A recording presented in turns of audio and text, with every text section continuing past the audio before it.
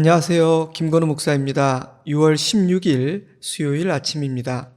오늘은 지난주 수요 말씀 묵상 이후의 본문인 21장 15절부터 오늘 본문인 24장까지의 말씀을 묵상하려고 합니다. 가장 먼저 읽어드릴 말씀은 22장 1절 말씀인데요. 이 말씀으로 오늘 묵상할 단락에 있는 말씀들을 풀어보는 것으로 시작해 볼까 합니다. 많은 재물보다 명예를 택할 것이요 은이나 금보다 은총을 더욱 택할 것이니라. A good name is to be chosen rather than great riches, and favor is better than silver or gold. 개역개정 성경과 ESV 성경으로 읽어드렸는데요. 아주 심플하고 분명한 메시지입니다.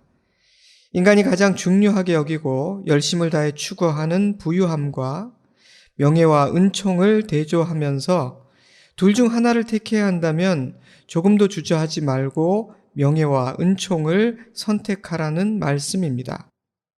한글 성경은 택하라라는 같은 동사를 2번 사용했지만 영어 성경은 선택한다라는 의미를 지닌 chosen이라는 단어뿐 아니라 원한다, 갈망한다라는 의미를 지닌 desire, 그리고 사랑한다, 좋아한다라는 의미를 지닌 love라는 단어를 사용하고 있습니다.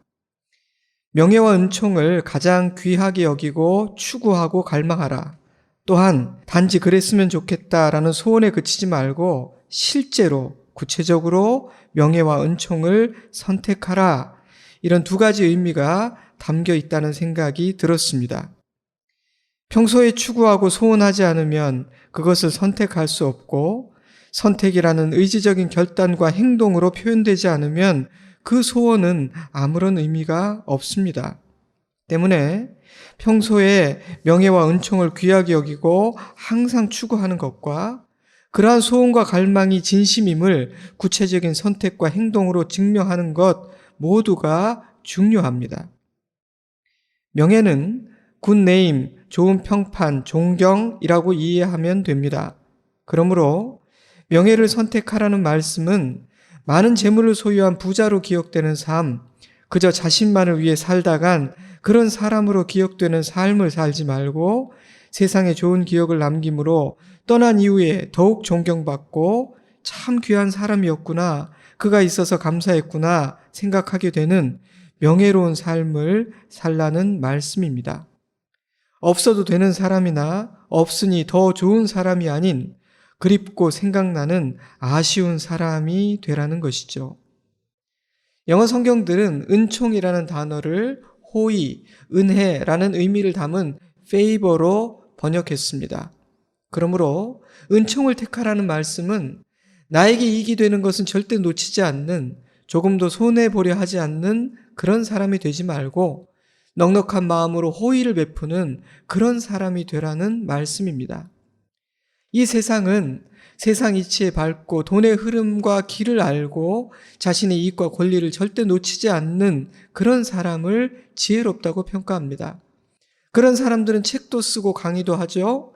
사람들은 그들을 부러워하고 그들의 비법을 배우고 싶어 합니다. 그러나 하나님은 호의를 선택한 사람이 진정한 지혜자요 복된 인생이라고 말씀하십니다.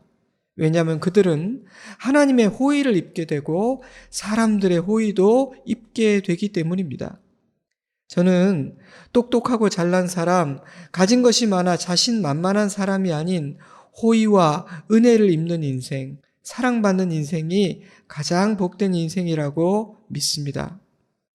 언젠가 한번 나누었습니다만 오래전 미국에서 목회할 때 부교육자들에게 이런 질문을 던진 적이 있어요. 어떤 목회를 하고 싶습니까? 어떤 목사가 되고 싶은가요? 유능한 목사, 교회를 크게 부흥시키는 목사, 설교를 정말 잘하는 목사, 여러 대답이 가능할 것입니다. 모두가 귀한 소원들이죠. 하지만 저는 일평생 하나님의 긍휼히 여기심을 받고 성도들의 호의와 사랑을 입는 목회를 하고 싶다고 말했습니다. 부족함도 있고 모나고 어리석기도 하고 때로 실수하기도 하지만 호의와 사랑 안에서 살아가는 그런 목회 말입니다. 사무엘상 2장 26절 아이 사무엘이 점점 자라매 여호와와 사람들에게 은총을 더욱 받더라. 이 말씀에서 사용된 은총이라는 단어 역시 favor입니다. 저는 제 딸이 태어나기 전부터 이 말씀으로 기도했고 지금도 기도합니다. 성도들이 출산을 하면 이 말씀으로 축복하고 돌 예배를 드릴 때 이 말씀으로 기도합니다. 여호와 하나님과 사람에게 은총을 입는 인생, 호의 아래에서 사는 인생, 그보다 더 복되고 감사한 인생은 없다고 확신하기 때문입니다. 사랑하는 성도 여러분, 저와 여러분의 인생이 그러하기를 바랍니다. 때문에 주님은 재물이나 금과 은이 아닌 명예와 은총을 택하라고 말씀하십니다. 잠언 23장 4절 말씀은 이런 맥락 안에서 읽을 때 그 의미가 더 풍성해지죠. 부자가 되기에 쓰지 말고 내 사사로운 지혜를 버릴지어다. 내가 어찌 허무한 것에 주목하겠느냐? 정령이 재물은 스스로 날개를 내어 하늘을 나는 독수리처럼 날아가리라. 하나님께서 보시기에 재물은 어느 날 갑자기 날개를 펴고 날아가 버리는 한순간에 사라지는 허무한 것에 불과합니다. 재물은 하나님의 심판대 앞에서 우리를 변호하고 지켜주지 못합니다. 재물은 유익도 분명하지만 한계도 분명한 이 땅에 속한 것이기 때문입니다. 그러나 명예와 은총은 사라지지 않습니다. 하나님 앞에서도 가치가 있습니다. 때문에 하나님은 악인의 형통을 보고 부러워하거나 분노하지 말라고 말씀하십니다. 잠언이 말하는 악인은 도둑질, 폭력, 살인, 간음과 같은 무시무시한 죄를 저지르는 사람이라기보다는 하나님을 경외하지 않는 지혜 없는 어리석은 사람을 의미합니다. 22장 1절 말씀을 빌려 표현하자면 명예와 은총이 아닌 재물과 금, 은을 선택하고 의지하는 자이기도 하죠. 때문에 하나님은 악인의 형통을 부러워하거나 그들을 따라하려 하거나 분을 품지 말라고 말씀하십니다. 잠언 23장 17절 내 마음으로 죄인의 형통을 부러워하지 말고 항상 여호와를 경외하라. 정령이 내 장래가 있겠고 내 소망이 끊어지지 아니하리라. 24장 1절 너는 악인의 형통함을 부러워하지 말며 그와 함께 있으려고도 하지 말지어다. 그들의 마음은 강포를 품고 그들의 입술은 재앙을 말함이니라. 24장 19절 너는 행악자들로 말미암아 분을 품지 말며 악인의 형통함을 부러워하지 말라. 대저 행악자는 장래가 없겠고 악인의 등불은 꺼지리라. 명예와 은총이 아닌 재물과 세상의 성공을 선택하면 수단과 방법을 가리지 않게 됩니다. 때문에 거짓, 불의, 무자비함과 같은 불순물과 악이 인격과 삶에 섞이게 되죠. 그러니 잠시 형통하는 것처럼 보일 수는 있지만 끝이 좋을 수는 없습니다. 그러나 재물과 성공이 아닌 명예와 은총을 선택하면 수단과 방법을 가리게 됩니다. 명예와 은총을 택하면 할 수 있는 일이 있는가 하면 할 수 없는 일이 생기게 됩니다. 그러니 의인의 끝과 악인의 끝은 같을 수가 없겠죠? 주님은 이렇게 말씀하십니다. 24장 16절 대저 의인은 7번 넘어질지라도 다시 일어나려니와 악인은 재앙으로 말미암아 엎드러지느니라. 그러므로 악인의 형통을 부러워해서는 안 됩니다. 그들의 길을 기웃거려서도 지나치게 분노해서도 안 됩니다. 그렇다면 명예와 은총을 택한 자들의 삶은 어떤 모습일까요? 어떤 모습, 어떤 태도, 어떤 마음이 내가 명예와 은총을 택한 자임을 증명하는 것일까요? 잠언은 이렇게 말합니다. 21장 26절 어떤 자는 종일토록 탐하기만 하나 의인은 아끼지 아니하고 베푸느니라. 22장 9절 선한 눈을 가진 자는 복을 받으리니 이는 양식을 가난한 자에게 주민이라. 16절 이익을 얻으려고 가난한 자를 학대하는 자와 부자에게 주는 자는 가난하여질 뿐이니라. 내가 재물과 금, 은이 아닌 명예와 은총을 택한 자라는 사실을 베풀고 나누는 삶으로 증명된다는 것입니다. 그들은 인색하지 않습니다. 욕심으로 탐하지 않고 나의 이익을 위해 누군가를 속이거나 이용하거나 학대하지도 않습니다. 그들은 나누어주고 베풉니다. 누군가의 필요를 보면 못 본 채 넘어가지 않습니다. 지난주에 나눈 바처럼 그들은 선물하기를 좋아합니다. 반드시 가진 것이 많기 때문은 아닙니다. 명예와 은총을 선택했기 때문입니다. 그들의 마음에 하늘 아버지를 닮은 인자함과 긍휼함이 있기 때문입니다. 그런데 부자에게 주는 자는 가난해진다는 말씀은 무슨 뜻일까요? 저는요, 부자에게도 선물하고 밥도 사고 후히 베푸는 마음을 가져야 한다고 생각해요. 저 사람은 부자니까 항상 밥값 내는 것이 당연해. 저 사람은 가진 게 많으니까 저 정도는 내놓아야지. 그건 당연한 거지. 라는 생각은 잘못된 생각입니다.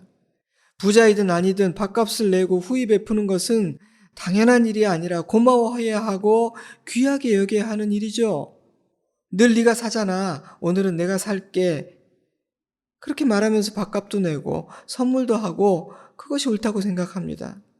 그러므로 부자에게 주는 자는 가난해진다라는 말씀은 부자에게는 절대로 아무것도 주지 마라. 그들에게는 인자할 필요도 베풀 필요도 없다. 그런 말씀이 아닙니다.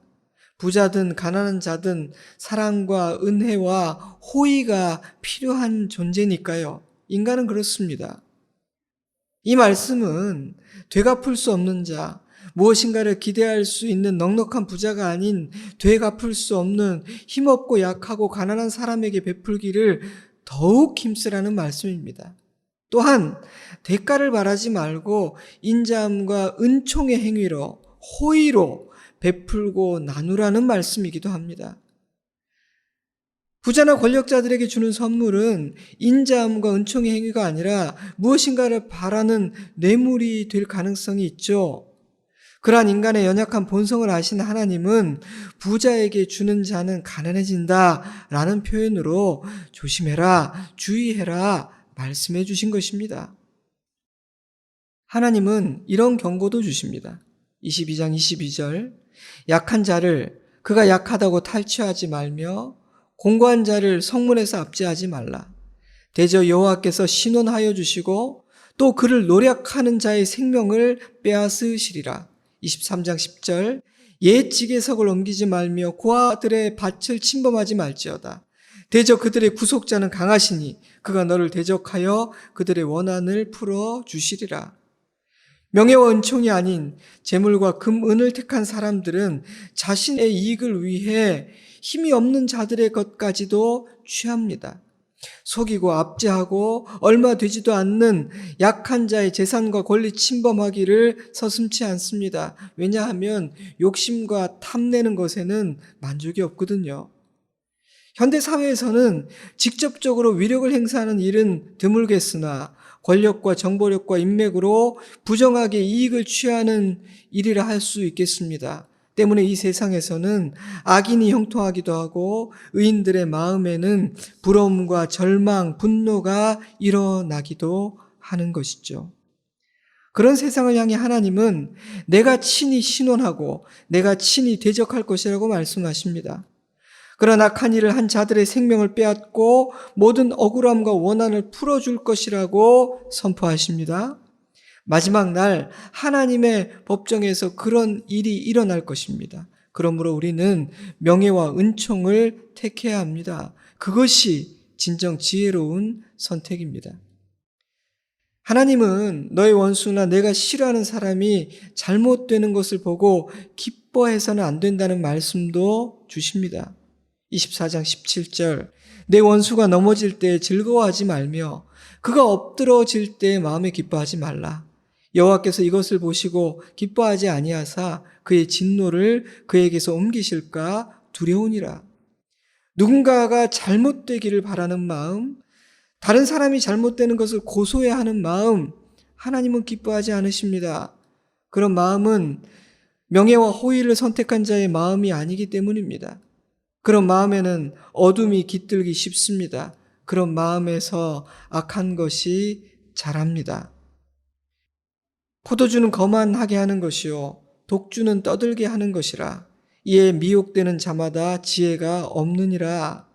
잠언에는 술에 대한 권면도 많은데요. 특히 23장에서는 굉장히 강조되는 주제 중 하나입니다. 23장 20절 술을 즐겨하는 자들과 고기를 탐하는 자들과도 더불어 사귀지 말라. 술 취하고 음식을 탐하는 자는 가난하여질 것이요 잠자기를 즐겨하는 자는 헤어진 옷을 입을 것임이니라. 31절 포도주는 붉고 잔에서 번쩍이며 순하게 내려가나니 너는 그것을 보지도 말지어다. 그것이 마침내 뱀같이 물 것이요 독사같이 쏠 것이며 또 내 눈에는 괴이한 것이 보일 것이요 내 마음은 구부러진 말을 할 것이며 너는 바닷 가운데 누운 자 같을 것이요 돛대 위에 누운 자 같을 것이며 내가 스스로 말하기를 사람이 나를 때려도 나는 아프지 아니하고 나를 상하게 하여도 내게 감각이 없도다. 내가 언제 깰까? 다시 술을 찾겠다 하리라. 참 재밌는 말씀이죠. 왜 성경은 술 취함을 경계하는 것일까요? 인간의 연약함 때문입니다. 술의 중독성과 지배력 때문이기도 합니다. 술에는 판단력을 잃게 하고 술을 마신 자, 특히 취한 자를 지배하는 힘이 있습니다. 그래서 성경은 이렇게 권면하죠. 에베소서 5장 18절 술 취하지 말라. 이는 방탕한 것이니 오직 성령으로 충만함을 받으라. 물론 술 그 자체가 죄악이라든지 술을 마시면 신앙을 버린 것이라든지 구원받지 못한다든지 그런 것은 아닙니다. 그러나 하나님의 말씀에 의하면 그리스도인은 술을 즐기지 않는 것이 현명합니다. 자신의 연약함을 인정하는 것이 지혜롭습니다. 잠언은 술을 멀리하라고 분명하게 권면하고 있기 때문입니다. 이 단락에도 친구를 가려 사귀라는 권면이 많아요. 몇 구절만 읽어드리겠습니다. 22장 10절 거만한 자를 쫓아내면 다툼이 쉬고 싸움과 수욕이 그치느니라. 22장 24절 노를 품는 자와 사귀지 말며 울분한 자와 동행하지 말지니 그의 행위를 본받아 내 영혼을 올무에 빠뜨릴까 두려움이니라. 23장 20절 술을 즐겨하는 자들과 고기를 탐하는 자들과도 더불어 사귀지 말라. 24장 21절 내 아들아 여호와와 왕을 경외하고 반역자와 더불어 사귀지 말라. 대저 그들의 재앙은 속히 임하리니 그 둘의 멸망을 누가 알랴. 거만한 자, 분노와 울분을 품은 자, 술을 즐기는 자, 반역하는 자, 무례한 자, 부정적인 자, 입을 벌린 자, 잠언이 제시하는 동행하지 않아야 하는 사람들의 리스트입니다. 하나님은 그런 자들과 친구가 되지 않아야 할 뿐 아니라 그들에게는 권면조차도 하지 말라고 말씀하십니다. 21장 29절 악인은 자기의 얼굴을 굳게 하나 정직한 자는 자기의 행위를 삼가느니라. 23장 9절 미련한 자의 귀에 말하지 말지니 이는 그가 내 지혜로운 말을 업신여길 것임이니라. 사랑하는 성도 여러분, 하나님은 사랑이시지만 한 사람의 인격과 삶에 대한 평가는 엄중하십니다. 부모가 자녀들의 친구를 살피듯 하나님도 사랑하는 자녀들이 좋은 친구와 어울리기를 바라십니다. 그러한 하나님의 뜻을 깨닫는 우리이기를 바랍니다. 우리에게 사람을 분별하는 지혜가 있기를 바랍니다. 우리가 하나님께서 금하신 그런 자로 평가되는 인생이 아니기를 바랍니다. 잠언의 가르침입니다. 이 단락에는 자녀 훈육에 대한 말씀도 있습니다. 22장 6절 마땅히 행할 길을 아이에게 가르치라. 그리하면 늙어도 그것을 떠나지 아니하리라. 아이의 마음에는 미련한 것이 얽혔으나 징계하는 채찍이 이를 멀리 쫓아내리라. 23장 13절 아이를 훈계하지 아니하려고 하지 말라. 채찍으로 그를 때릴지라도 그가 죽지 아니하리라. 내가 그를 채찍으로 때리면 그의 영혼을 수월에서 구원하리라. 부모는 마땅히 행할 길을 자녀에게 가르쳐야 하며 그의 영혼을 구할 수만 있다면 징계하고 체벌할 수도 있어야 한다고 말씀하십니다. 아이의 마음에는 미련한 것이 있기 때문입니다. 때려도 안 죽는다. 이런 매우 인간적인 표현도 쓰십니다. 두 가지를 나누고 싶어요. 첫째로 부모가 가르쳐야 하는 길은 부모가 옳다고 생각하는 길, 세상이 옳다고 말하는 길이 아닌 the way they should go, 마땅히 행할 길이라는 사실입니다. 그러므로 부모는 진정 지혜로운 길, 생명의 길이 어떤 길인지를 정확히 아는 사람이어야 합니다. 때문에 부모는 가르치려 하기 전에 먼저 배워야 합니다. 거듭난 부모, 하나님을 경외하는 부모만이 잘 가르칠 수 있습니다. 둘째로, 부모는 자신의 감정을 다스릴 줄 알아야 하며 권위와 사랑을 소유해야 한다는 사실입니다. 그렇지 않은 채로 징계하고 함부로 매를 들면 상황은 악화될 것입니다. 때문에 부모는 인격과 삶으로 모범을 보일 수 있어야 합니다.